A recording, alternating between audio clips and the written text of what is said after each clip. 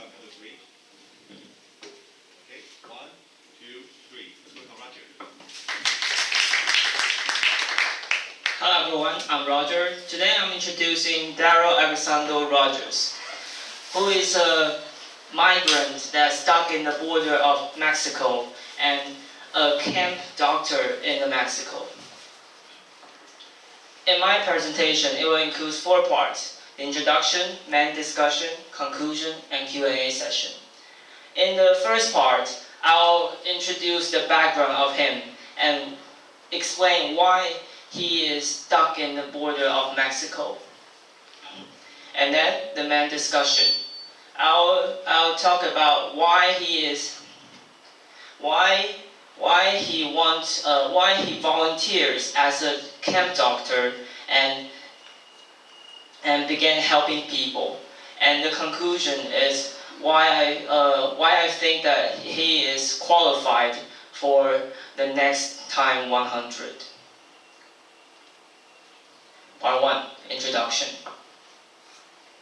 Daryl Alexander Rogers is 29 years old and his nationality is Cuba, and the status quo, asylum seeker and a doctor.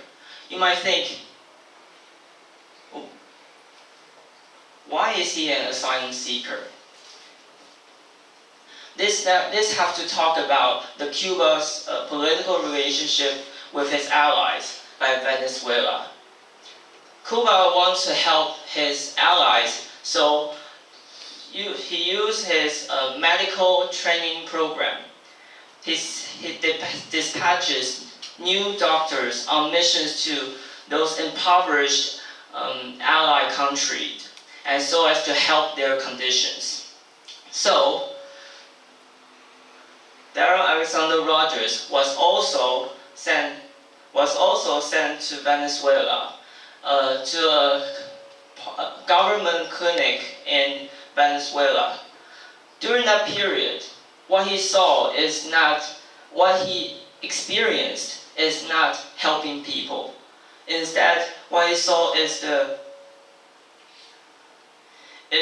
unstable economic and political situation in Venezuela, and the lack of food and medicine.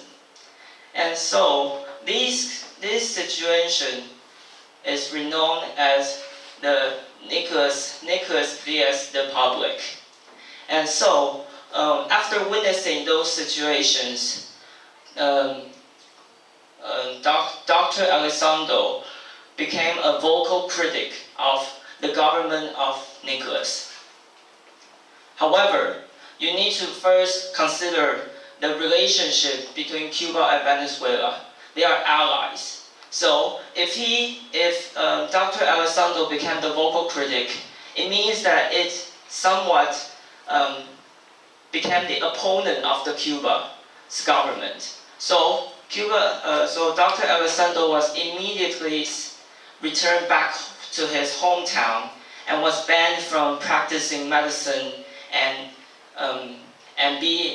keep getting threatened and endangered, and keep getting threatened by the police and feeling endangered. So after experiencing those horrible experiences, he and his girlfriend decided to move to USA to request asylum. However, during that period, it is the Trump's administration. So the strict immigration policy has forced them to return to Mexico and just stay there. And they are now still waiting for the third and fourth and the final court hearings that discusses whether to let them in. But you need since the migrants the number of migrants is very huge, so the process can be very long and really cannot predict whether they can get in or not. since we've talked about the controversial immigration policy under Trump's administration, let's take a look at the short video that briefly talk about its contents.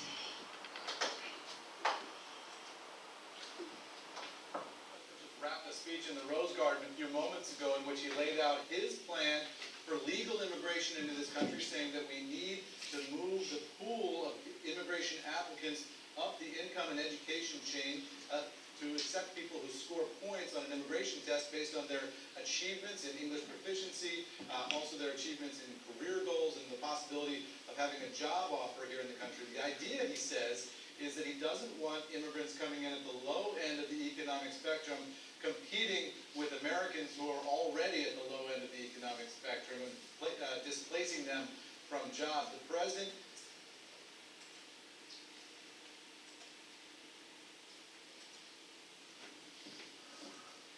So, as you can see as you can saw in the last video, he talks about the status that those migrants must have, and these conditions really makes many migrants disqualified, because those migrants is usually because of the previous hometown's unstable political and economic environment, and they often do not have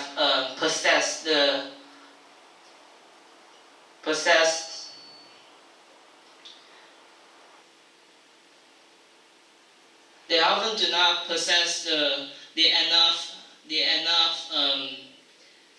things to qualify that policies. So many people are forced. This policy has forced many thousands of people to return to Mexico, and form a somewhat like a refugee camp, where lack of food and medicines is not uncommon, and diseases prevails in those camps. It is just tragic, and those people living there cannot meet the lowest life standard. Then, after witnessing those catastrophic scenes, a sense of responsibility arises from him, and he volunteers as become a camp doctor. What does he do? You mean, if he is listed in the next time 100, he must have done something very great. Actually, it is just a normal doctor might do. He treats 30 to 40 patients a day, especially children, mostly children, and works from 10 a.m. to 4 a.m.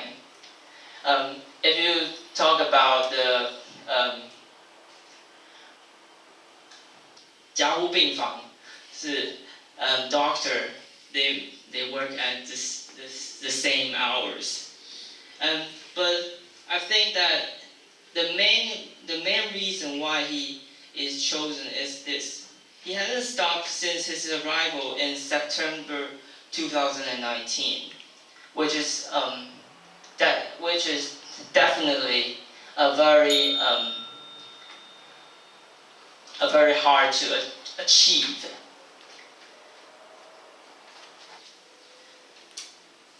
Is he qualified for next time 100? You know, time 100 is listed for the most influential people on Earth. However, influential can be defined into various ways. Influential can mean often we think about political aspects. However, this time 100, in my Dr. Alessandro, in my opinion, is yes, because this time time 100 want to illustrate that although he might just like a normal people, just like a normal doctor, but his strength, his efforts that put into helping the helping the camp's environment and helping the the conditions is that is with and that trace is not everyone that might have. So yes, Q&A session. Thank you.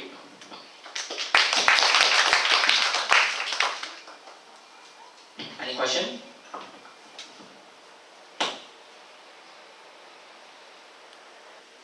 Good, so can we start with anyone? Right. Do you support the action that he actually wants to fight against the Venezuela government?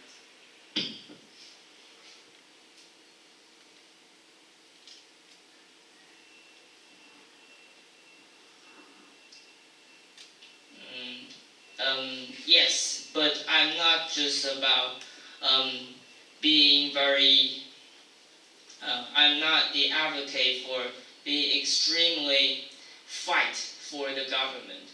I want to be like. I think that if they choose to be like Lin Xiantang,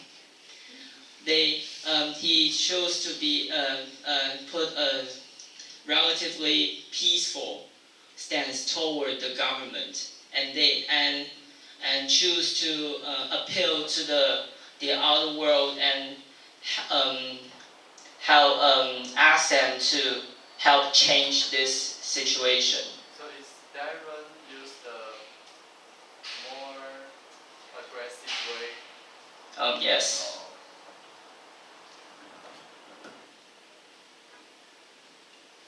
Good, so any others?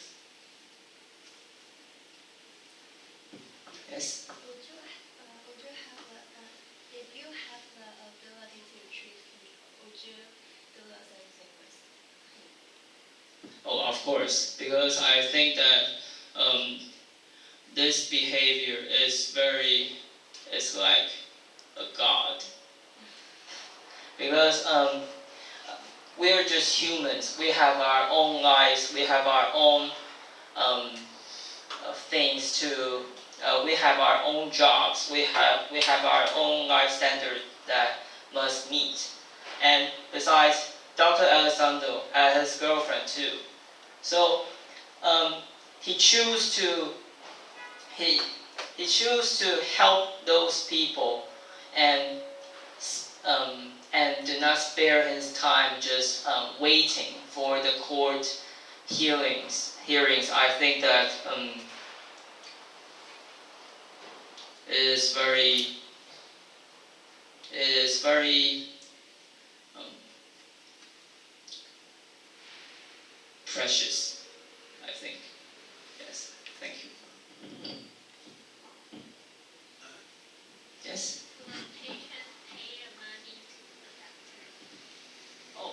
Oh, he only earned $30, $30 a day. So I'm not sure that's a really big money or not. It depends on the price level that there's economics. Yes? So do you receive any help or any aids from international organizations? Sorry, can you repeat again? So does he receive any help or aids from international organizations? Receive any helps or aid? Yeah. No. Not at all. Not at all. So he's been like fighting alone. Five in the long. Fighting Okay, I got it, okay. Oh no, he is also,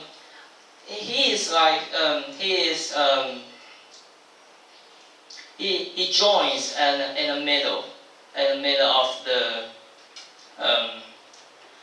There is a group, I forgot his name.